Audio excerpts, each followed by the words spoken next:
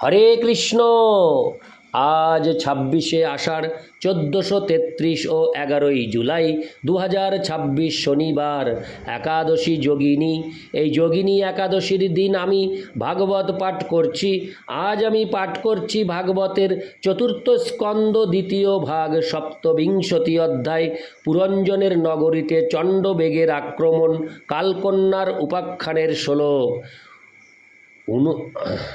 28 থেকে 30, অন্তিম শ্লোক 30।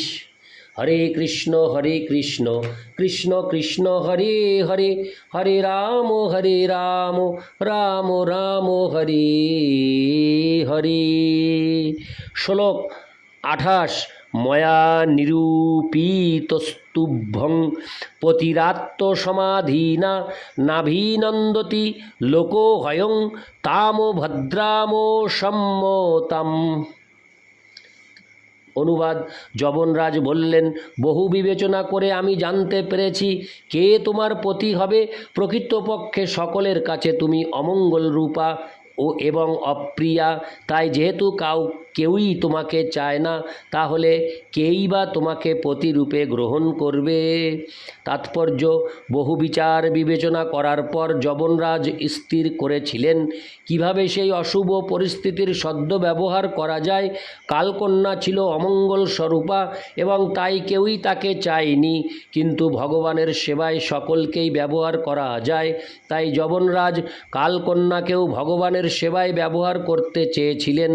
তার সেই উদ্দেশ্য পূর্বেই বর্ণিত হয়েছে, অর্থাৎ মানুষের মনে ভয় উৎপাদনের দ্বারা কৃষ্ণ ভক্তিতে তাদের যুক্ত করে পরবর্তী জীবনের জন্য তাদের প্রস্তুত করার উদ্দেশ্যে তিনি জরারূপী কালকন্যাকে নিযুক্ত করেছিলেন। ইতি শ্লোক 28। শ্লোক 29।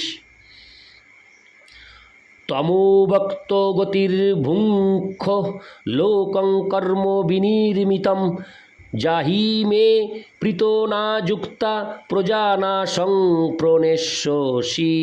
অনুবাদ: এই জগৎ সকাম কর্মের ফল স্বরূপ, তাই তুমি অলক্ষিতভাবে জীবদের আক্রমণ করো। আমার সৈনিকদের সহায়তায় তুমি নির্বিঘ্নে তাদের সংহার করতে পারবে। তাৎপর্য: কর্ম বিনির্মিতম শব্দটির অর্থ হচ্ছে সকাম কর্মের দ্বারা নির্মিত। সমগ্র জড় জগৎ, বিশেষ করে বর্তমান সময়ে, সকাম কর্মের ফল স্বরূপে প্রকাশিত। সকলেই এই পৃথিবীকে বড় বড় রাস্তা, গাড়ি, বিদ্যুৎ শক্তি, গগনচুম্বী অট্টালিকা, উদ্যোগ, ব্যবসা প্রতিষ্ঠান ইত্যাদির দ্বারা সাজাতে ব্যস্ত।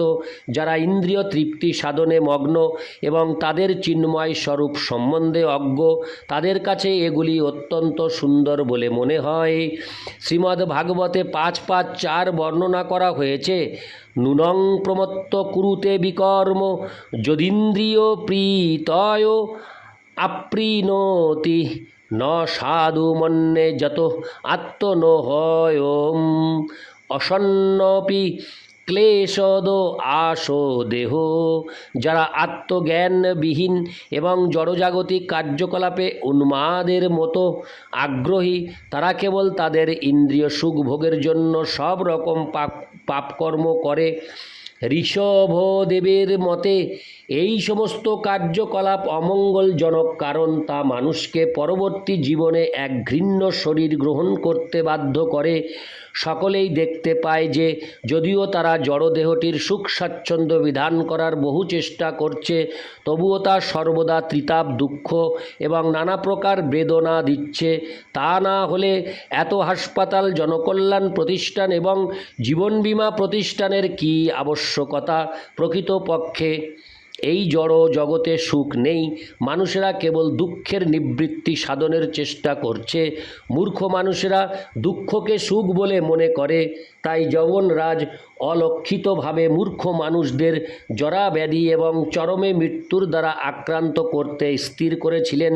নিঃসন্দেহে মৃত্যুর পর জন্ম হয়, তাই যবনরাজ স্থির করেছিলেন যে কালকন্যার মাধ্যমে কর্মীদের হৃদয়ে মৃত্যু ভয় উৎপাদন করা, যাতে তারা বুঝতে পারে যে জড়জাগতিক উন্নতি প্রকৃতপক্ষে উন্নতি নয়, প্রতিটি জীব হচ্ছে চিন্ময় আত্মা এবং তাই আধ্যাত্মিক প্রগতি সাধন না করলে মনুষ্য জীবন সম্পূর্ণরূপে ব্যর্থ হয়।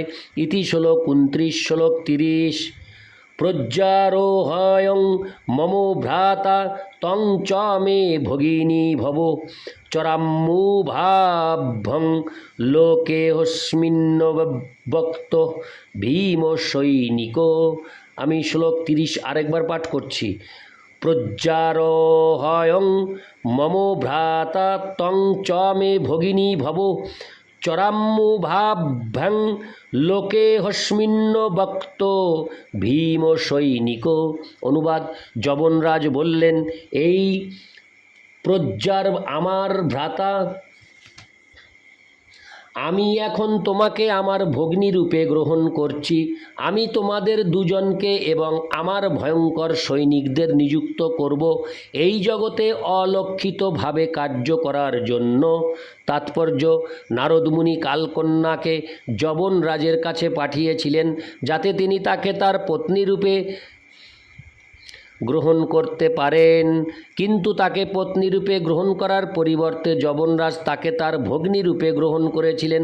যারা বৈদিক বিধি অনুসরণ করে না, তারা অসংযতভাবে স্ত্রী সঙ্গ করে, তার ফলে তারা কখনো কখনো তাদের ভগ্নীর সঙ্গে যৌন সম্পর্কে লিপ্ত হতে ইতস্তত করে না।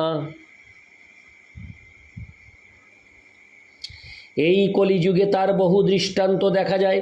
যবনরাজ যদিও নারদ মুনির প্রতি শ্রদ্ধাবশত তার অনুরোধ অঙ্গীকার করেছিলেন, তবু তিনি অবৈধ স্ত্রী সঙ্গের কথা চিন্তা করেছিলেন। তার কারণ হচ্ছে যে তিনি যবন ও ম্লেচ্ছদের রাজা ছিলেন। প্রজ্জার শব্দটি অত্যন্ত তাৎপর্যপূর্ণ, কারণ তার অর্থ হচ্ছে ভগবান বিষ্ণুর দ্বারা প্রেরিত জ্বর। এই জ্বর সর্বদা 107 ডিগ্রি তাপমাত্রায় থাকে, যে তাপমাত্রায় মানুষের মৃত্যু হয়। এইভাবে ম্লেচ্ছ ও যবনদের রাজা কালকন্যাকে অনুরোধ করেছিলেন তার ভগ্নী হতে। তাকে ভগ্নী, হরে কৃষ্ণ, তাকে পত্নী বানাবার কোনো আবশ্যকতা ছিল না, কারণ যবন ও ম্লেচ্ছরা যৌন সঙ্গ করার ব্যাপারে কোনো রকম বাছ বিচার করে না। তারা তাদের বোন, মা অথবা কন্যার সঙ্গেও যৌন সম্পর্কে লিপ্ত হয়। যবনরাজের ভ্রাতা ছিল প্রজ্জার এবং কালকন্যা ছিল জরা। হরে কৃষ্ণ। যবনরাজের সঙ্গবদ্ধ সৈন্য শক্তির দ্বারা, অর্থাৎ অস্বাস্থ্যকর অবস্থা, অবৈধ যৌন সঙ্গ এবং চরমে মারাত্মক জ্বর ইত্যাদির সহায়তায় তারা জড়জাগতিক জীবনকে বিধ্বস্ত করতে সক্ষম হবে।